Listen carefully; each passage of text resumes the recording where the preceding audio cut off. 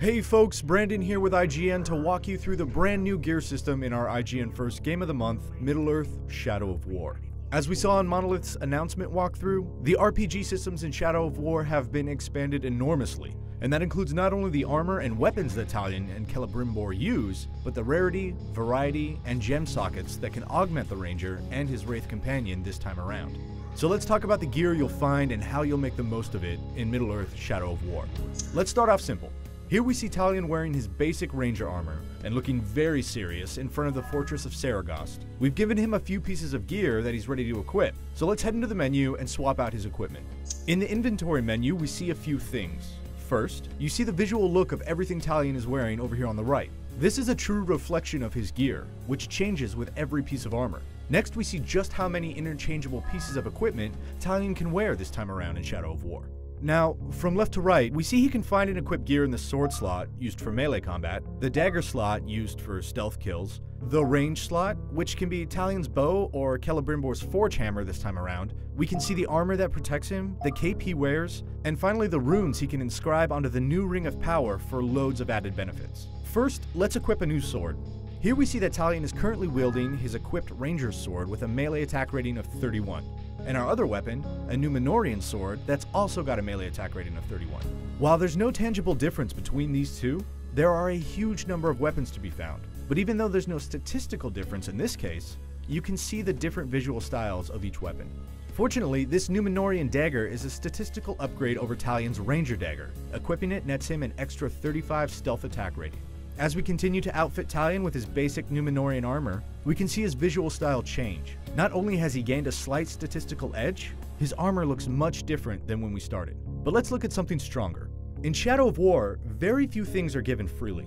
So if we want epic armor, we're gonna have to earn it. Let's find a minion of Sauron that might hold something of better value. This is Masai, the Glutton. He's a war chief of the fortress of Saragost, and defeating him might get us something worth using. Looking over his strengths and weaknesses, it's pretty clear what we've got to do to take him down. Masai is flammable, meaning he's vulnerable to fire, so burning him should help us in our mission to bring him down. But he's no slouch. We can see by his bonuses that he leads a fanatical gang, holds the advanced class rank of commander, and is enraged by frost attacks. Let's target him and go on the hunt. Now we've found our target. He's somewhere in this camp. We just have to engage him, remember his vulnerability to fire, and hope he drops something we can use. Jumping forward in time, we've lost our element of surprise, but Masai, the Glutton, is here and his gang of fanatics is on the defensive. Now I don't want to spoil the fight for you, but let's use the power of the Wraith to explode a couple of campfires and jump to the combat.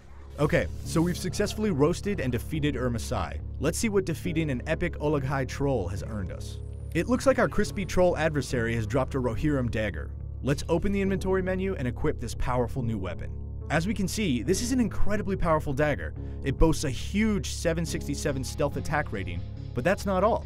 At the bottom of the screen, we see it packs a 5% chance to apply burning on a quick throw. That'll come in handy.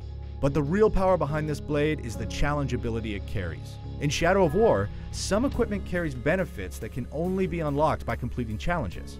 In the case of the Rohirrim dagger, we could potentially get an increased 25% stealth damage to enemies that are on fire. But before we can unlock it, we have to complete the challenge. In this case, we need to stealth attack an enemy who is on fire. Sounds fun. Let's give it a shot. So we've got our epic dagger quest set as our objective. We're hiding in a bush, and we need to stealth kill an enemy on fire. Fortunately, these explosive barrels of grog should do the trick. Now that we've killed this orc and completed our challenge, let's try it out. Our dagger gives us a damage boost to enemies on fire, and as you can see here, we're able to make short work of this powerful Ologhai enemy thanks to our new dagger trait. So, now we've got a fully unlocked epic Rohirrim dagger, but that's not the end of our upgrade path. Let's find a gem to socket into this dagger. Jumping forward, we found this icy Graug. In Shadow of War, powerful enemies and creatures like the Graug drop gems to socket into our equipment. Dominating and then automatically dispatching this creature makes quick work of it, so we can get our socketable stone. Now this Graug has dropped a red gem. Let's pick it up. But before we can use it, we have to go into our inventory screen to unlock the socket in our epic dagger using the currency we've collected so far. Now let's slot our gem. We see that we've picked up a warrior gem, which grants 10% increased damage to the weapon it's slotted in. There are more upgrades available for each kind of gem, but let's focus on more powerful equipment right now.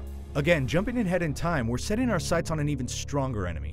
This time, we're hunting a legendary orc, one that might have a piece of legendary equipment the best we can find at this point in our journey. This is Ronk, the Gravewalker. He's an assassin of the Mystic clan of orcs, and from the looks of it, he's pretty good with a crossbow. We'll have to be careful. We can see from his strengths and weaknesses that he's vulnerable to fire, but he's also got an impressive amount of strengths, like reduced poison damage, and enraging when on the receiving end of a mortal wound. Now let's find him. Alright, so we've mortally wounded Ronk, and in the process enraged him. But I don't want to spoil the fight, so let's jump forward to the end. Now we've finally taken down Ronk, and in the process earned ourselves a legendary rune. Runes act like equipment, but are placed on Talion's Ring of Power. This legendary arcane rune grants us additional health recovery when an enemy is dazed, and focus recovery for every kill. In addition, by completing the challenge unlock, we get the special ability of the legendary rune.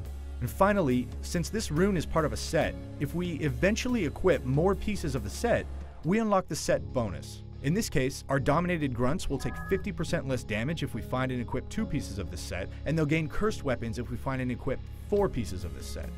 Let's look at Talion with a full set equipped. Here we see him using the Bright Lord's equipment set. With the full outfit, we can see this set benefits Celebrimbor's Wraith powers and Elf Shot abilities. This further demonstrates how not only the skills you select, but the armor you find and wear can help you customize your style of play in Shadow of War. Lastly, let's see how our new legendary armor and the increase to the Elven Wrath ability it gives us benefits Talion. I really hope you enjoyed this brief overlook into not only the different gear you can find, but how you find it, and how it makes Talion a one-man, one-wraith, orc-killing machine in Shadow of War. We've got much more Middle-earth Shadow of War to show and tell, so be sure to check out our entire hub of IGN First coverage at go.ign.com/Shadow of War. And for all things shadowy, warlike, and Mordor related, keep it right here on IGN.